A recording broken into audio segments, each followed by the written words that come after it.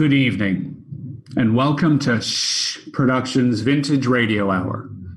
Our collaboration with 30 performers from across the country, an outstanding production staff, and the legacy of audio entertainment that harkens back to the golden days of radio will bring you 12 shows filled with suspense, mystery, fear, and maybe a little murder. The upcoming show, Beezer's Cellar, originally airing in 1948 and written by Wyllis Cooper, features Jim Coe, Ben Gorman, Scott Willis, and Danielle Mari in a creepy story about $82,000 and a haunted cellar. Stay tuned after the show to hear about tomorrow night's doubleheader. Now,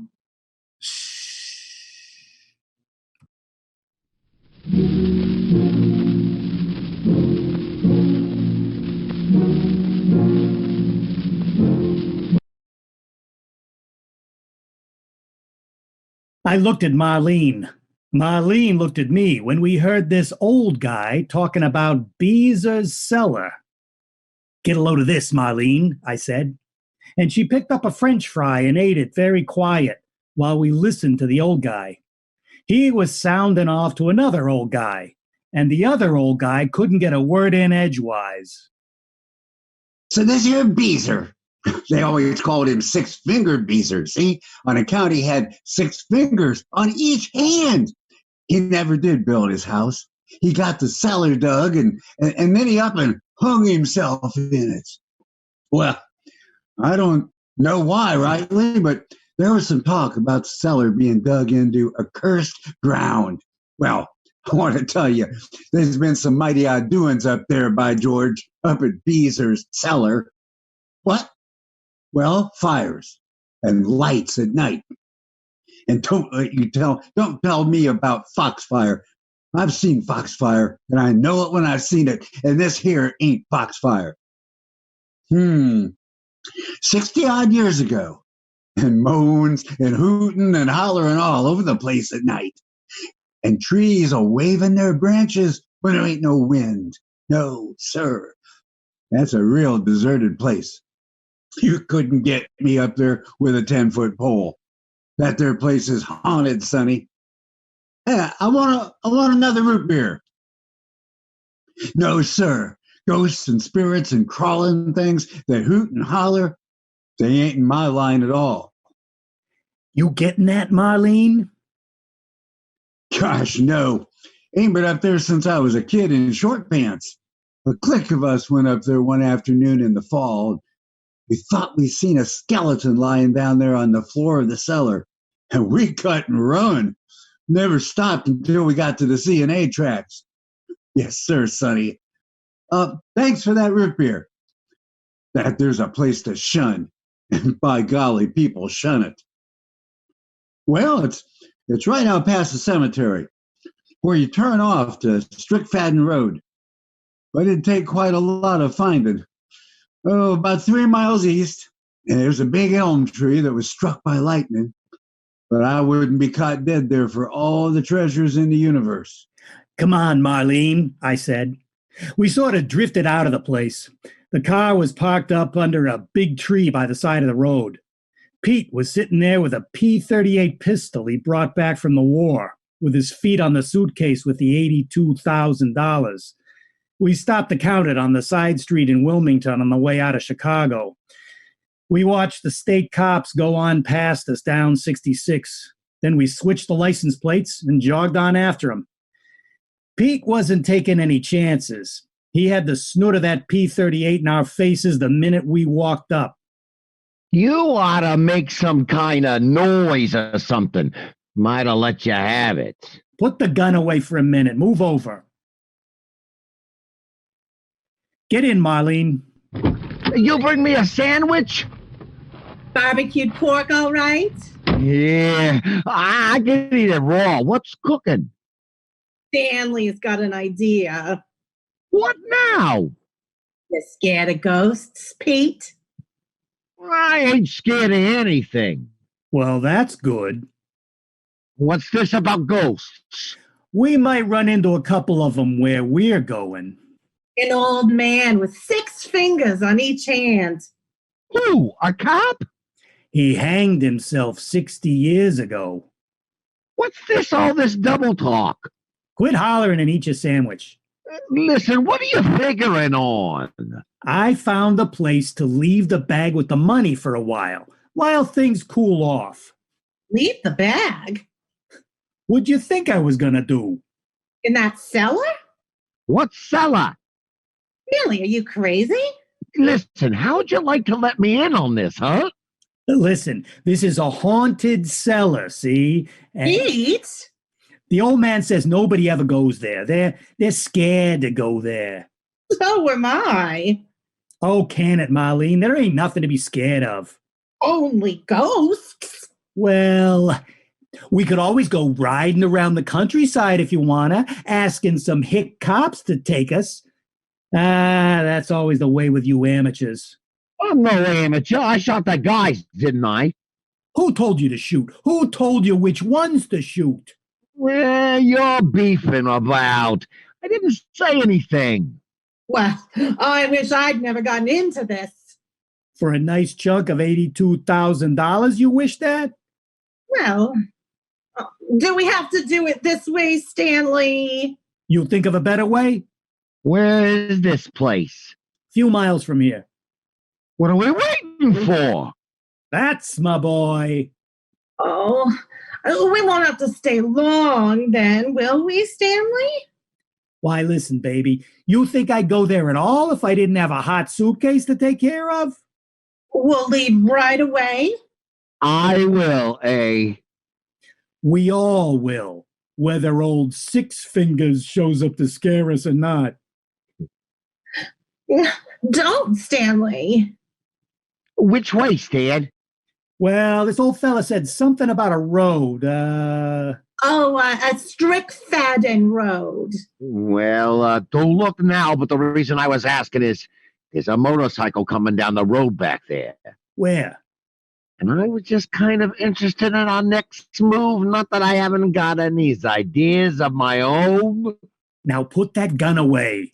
I was only going to ask him a question. But Pete didn't have to ask him a question. Marlene stepped out of the car and she walked right up to the man in the blue suit and she said, "How do I get to Strickfaden Road, officer?" And the officer told her just as polite as a head waiter. He'd have been awful surprised if he'd known what was pointing at him while he was being so nice to the cute little redhead. Yeah, what he don't know won't hurt him, I always say. And we relaxed. So we found the road all right. We drove along slow. Little old Model A Ford with Indiana license plates. And we were pretty quiet. I don't know what Pete was thinking about, or Marlene, but I know what I was thinking about. Trees hanging low over the road. Trees that moved their branches when there wasn't any wind. And lights in the night that wasn't foxfire. Whatever foxfire is. And pretty soon, there was a great big old elm tree alongside the road that looked as if it had been struck by lightning. So we stopped. And there wasn't any trees waving their branches or any funny noises. But we found Beezer's cellar. I wish we hadn't. There was the elm tree that was struck by lightning. There was a fence that we busted down. There was a kind of a path, or it had been a path once. It was all I could do in the dark to bust my way through the underbrush with a flashlight. And Marlene and Pete waiting in the car, ready to go into a smooching act if an inquisitive cop pulled up. Smooching with a Heine pistol aimed under his arm over the side of the car. It was a lot easier getting the $82,000 than it was crawling through the bushes looking for Beezer's cellar. I pretty near fell into it. It didn't smell very good. There was water in spots in the bottom, and it looked haunted enough. Kind of felt the back hair coming up, and I said, well, it's better than one of these little iron rooms they got down Stateville.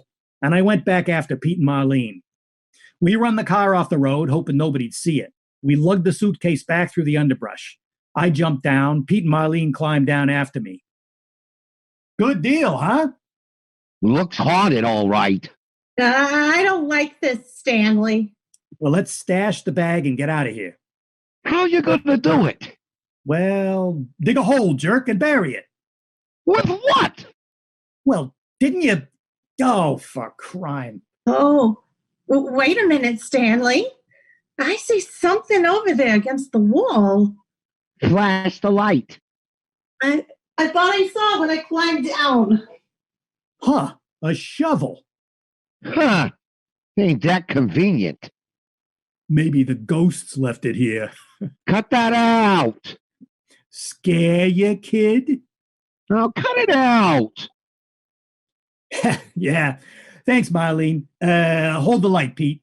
No, turn it out. Quick, there's a car coming. Okay. You have to make so much noise. You want to dig? I'll hold the light. Wait. What's the matter? Hush up. I thought I heard something. Go on, dig. Hey. Pick up the bricks. Okay. Let me hold the light. You can both dig. We'll get out of here quicker. Okay. Boo. Oh, don't do that, Stanley. Ain't nobody gonna hurt you, kid. No, but... Here, come back with that light. Well, come on. Let's stop kidding around. I'm gonna sit down. You'll get all wet. Oh, there's a busted chair here. Oh, for the love of Christ. All right. There. Yeah, now, let's go. Now what's the matter? Stanley, you didn't sit in this chair, did you? You kidding? Pete? What's the matter? Well, somebody's been sitting in it.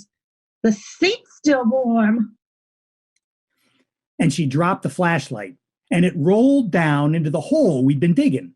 The light went bouncing down and down and down and down, hundreds of feet. We could watch it twisting and turning and lighting up the sides of a deep, smooth shaft that seemed to have no bottom at all. There we were in the dark, down in Beezer's cellar, the darkness pushing down on us. There was a sound somewhere, way far off, that seemed to come up to us from the bottomless pit we had opened. And I swore. I lit a match. Pete and Marlene were leaning over the edge of the hole. Marlene jumped back and she started screaming. I told you we shouldn't have come here with it. And she wouldn't stop till I slapped her face a couple of times. I said, cut it out. You want all the cops in the state to come running?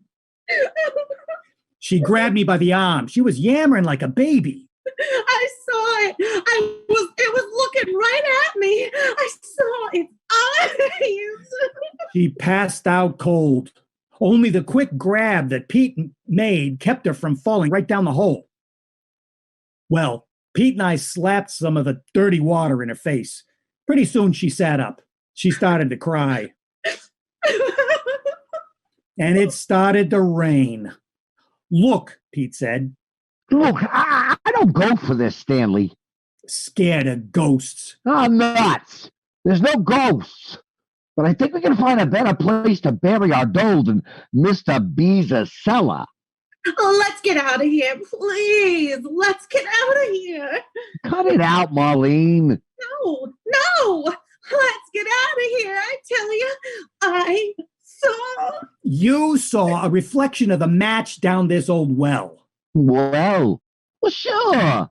That's what it is. That's a well. Well, some of these old houses had a well right in the center. I remember it from when I was a kid, and we busted into the well. I saw eyes looking at me. Cut it out. You didn't either. Would have we been in a swell fix if we'd have dropped the suitcase down the well? Yeah, I'll say we would. Let's dig another hole. Shut up, Marlene. Well, let's get out of this. I'm getting soaked. Yes, let's get out of here, Stanley. Go on, you two, if you wanna. I'm gonna get this suitcase planted. Well, come on, Pete. Yeah? Well, hurry up, Stanley. I'll hurry.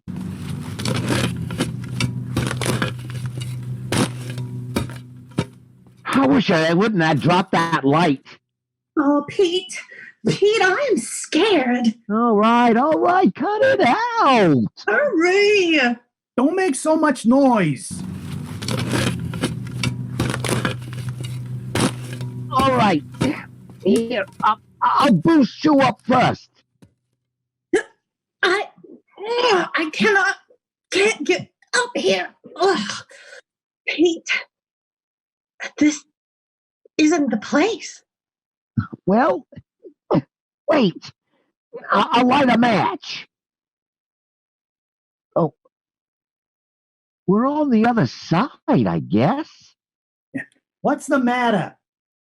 Well, I can't find the place where we climbed down. Oh, over this way. No, This side? no, that way. Pete, Yeah. what's the matter? Oh, wait. Say, you know something, Stanley? Know what? Something's happened. What are you whispering about? Listen, Stanley, I've been all around the walls of this place, and that busted place in the wall where we came down ain't there anymore. Pete, What are you talking? I'm telling you, Stanley, light a match and look for yourself. And I struck a match, and I shielded it carefully in my hands. And I looked around the walls of Beezer's cellar in the drizzling rain. And you know what? There wasn't any way out of that place that I could see. The walls, all four of them, were just smooth as glass. And from way, way down deep in the earth, I could just see a little bitty gleam from that flashlight. And I thought to myself, I see what Marlene meant. It does look like eyes now, don't it? Down at the bottom of a musty old cellar in the middle of the night in a hole in the floor that goes down I haven't got any idea how far, and rain, and a hysterical woman, and a suitcase with $82,000. And no way to get out of the place. Great, huh? Well, you can explain anything, can't you? The hole in the floor? Sure, that was a well. The eyes she thought she saw? Sure, that was the flashlight reflecting on the water down there. And the way we couldn't get out? Well, maybe the wall wasn't as busted down as I thought it was when we got into the place. Maybe we didn't notice how smooth the walls was. Yeah, sure. And how you gonna explain that chair being warm when Marlene sat down on it? Yeah, that's right, Pete. I didn't want to come here in the first place, and those eyes scared the life out of me. There's no such thing as ghosts. You picked a swell time to make a statement like that, boy. Well, there ain't. Maybe there is no ghosts, but there are other things. Like what? I don't know, like things that come up out of the ground. Oh, cut it out! Give me a cigarette, Pete. Are we gonna sit here all night in the rain? What'll I do? Fly out of here or something? Give me a match. Wait, I'll spit it for you here. Let's get out of here. Wait till morning. We'll find a way out then. I wonder if we could reach the top of that wall if we stood on that chair. Well, I don't know. You couldn't get me to touch that chair for $1 million. It was warm. That don't signify nothing. It does to me. What about the suitcase? What? What did you do with it? I'm sitting on it. Is it warm? Hot as a pistol. Oh, cut it out, will you? Cut it out. I'm scared. Well, look, babe, I don't like this any too well either. Then sit close to me, please. I'm cold. Oh, move over this way. Well, don't worry, kids. Another couple of months, we'll come back and pick up our little prize package here. We'll be warm for life, all of us. If we ever get out of here. Ah, come on. What was that? You do that, Pete? No. What was it? I don't know. Stanley. Oh, wait a minute, Stanley. I think I know what it is. What? Wait. Stan, What? come here. Careful now. In the damp darkness, I moved toward the sound of Pete's voice. He stuck my hand and put it on the edge of the hole I dug. See? What? A couple of the bricks fell in the hole. Oh. Marlene, get back from the edge. What is it? Move back, honey. Oh, Stanley. Light a match, Stanley. You got him. You light one. All right, stand back a little. And in the light from the match before it fizzled out in the rain, I saw what had made the sound. 2 or 3 bricks had got loosened at the edge of the hole I dug and fallen in. And as I looked before the match went out, 2 more sagged and fell downward into that bottomless pit. Get back, Marlene, I yelled. Pete lit another match. Look out! A crack yawned open, and with a crash, a half a dozen more bricks tumbled into the hole. Below us, I could see the feeble glow of the flashlight way down there. Seemed to me that things crawled far, far below us in that horrible pit. Pete and I dragged Marlene away to the wall. There was a rumble. The mouth of the pit grew bigger. Seemed that the glow from down there was growing stronger. We sat there, huddled against the slippery walls, frozen cold with terror. Another section of the floor fell in. The whole floor's going. Come on, we gotta get out. Marlene sobbing and Pete and I scrambling at the slippery walls. There wasn't a chance. And the rumbling stopped for a second. We flattened ourselves against the bricks. In the light that came up from down there, I could see Pete's staring eyes and the tears of fright shining on Marlene's cheeks. I said, Wait. We gotta get out of here. Oh, Stanley. Oh, help me up the wall, Stanley. Ain't no use to try, boys. You can't get out. And I looked up, and there, sitting comfortably on the edge of the cellar wall, grinning at us in the light that flowed up from the pit and the cellar floor, was the old man Marlene and I had heard at the roadside restaurant, the old man who told the lurid story about Beezer's cellar. Ain't no use to try. You're stuck. Oh, help! Help! Don't hoot and holler, lady. Look, old man, give us a hand, will you? I heard tell of a feller a long time ago that got down into this here cellar just like you done. Give us a hand. The floor's going. I know. The floor fell in with him, too. Well, help us. He killed a feller down towards Manito, and he come and hid here in the cellar. Give us a hand out of here. And the same thing happened to him. Never did find his body.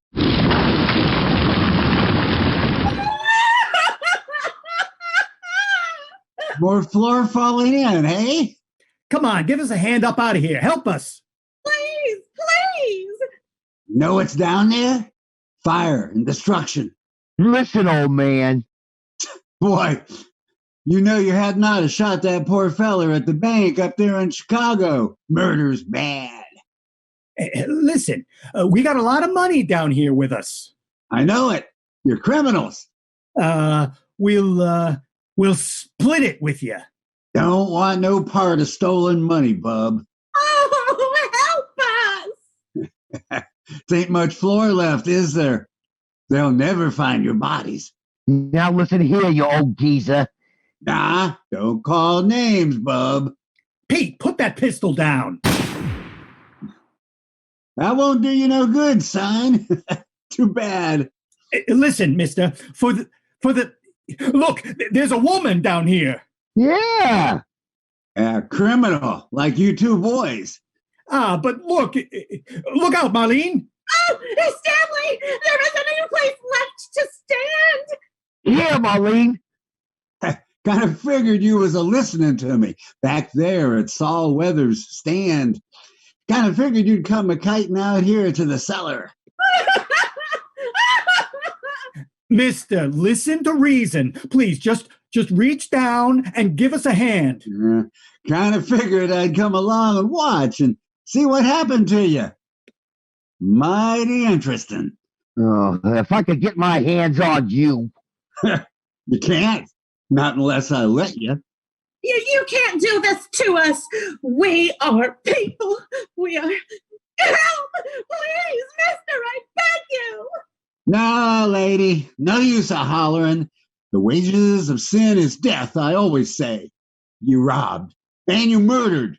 So you got to be punished, see? You can't sit there and watch us die. Another hunk of the floor is going. You better move off to one side. I'm gonna get that old geezer. Put down your pistol, Sonny. I'll get him. I told you it ain't no use. Please, Pete, don't. Get off me. Get off me. Listen, Sheriff, I ain't no sheriff. I'm just a feller interested in seeing justice done. I recognized you back there at the restaurant. I thought to myself, well, I'll just toll these people over here to the cellar, and we'll leave things take their course. Look out, Marlene. Oh, help! Haven't you any pity, man? Not much. Not much for thieves and murderers. He's crazy, Stanley. There's an insane asylum across the river there someplace. He's escaped from there. Nah, son, I ain't insane. Listen, what will you give to get out of there? You can have half the money. Ain't much time for bargaining. Give it all to him, Stanley. That's better.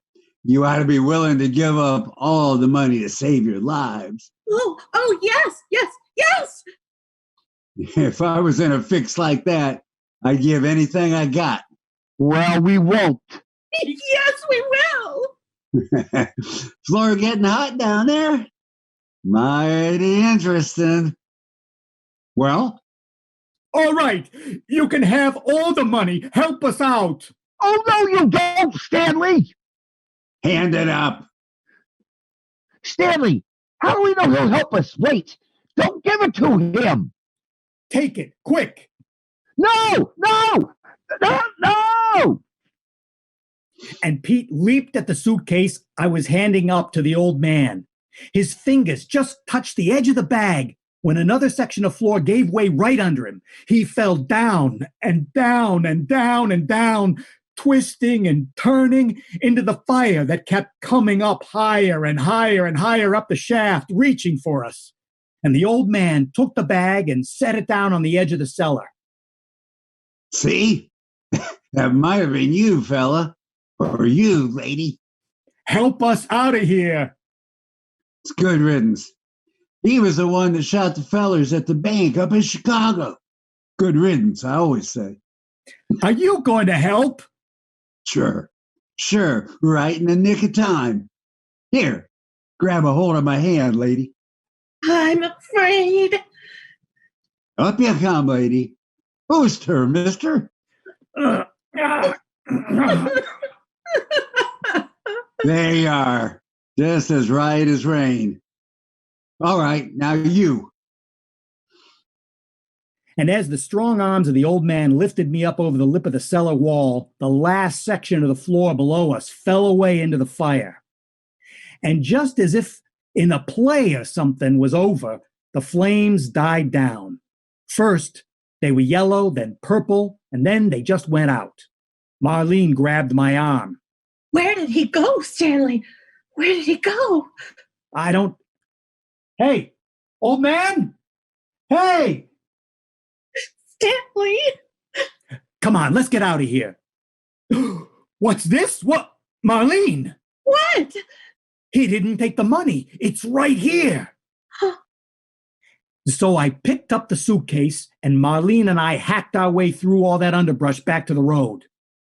We were just opening the door to the car to get in and get away from Beezer's cellar when there was sawed-off shotguns in our faces and lights. I could see the state cop's badge behind the light. He laughed and said, "Come on, kids, we're going for a ride." It's very comfortable here in the little iron room at Stateville. And I hear that Marlene's all right down there at the women's prison at Dwight. She can stay there for 20 years. Me? Well, I'm going to move. They got a tight little room here for people that get mixed up in murders. Little room you can walk into, but you can't walk out. All modern conveniences, electricity and everything. Well, the old fella said the wages of sin is death, and I guess I'd rather be here than in Beezer's cellar. I really am pretty grateful to the little old fella. The little old fella with 6 fingers on the hand that pulled me out.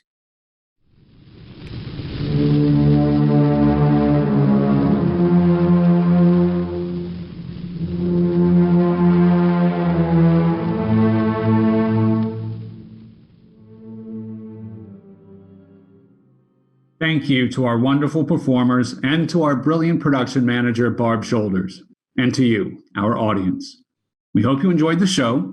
Tune in tomorrow night for the next Vintage Radio Hour from Productions. On Friday, May 29th at 8 p.m. Eastern Standard Time, we'll feature Wolf Sherrill, Phil Wells, and Kim Garrison Hopcraft in a haunting story about unrequited love and murder, the evening and the morning. Following at 9 p.m. Eastern Standard Time is Don't Tell Me About Halloween, a topsy-turvy tale about a witch wanting what a witch wants, featuring Brian Biller, Krista Lively Stauffer, Stephanie Bright, Molly Burgo Collins, and Nancy Shelton Williams. Until then,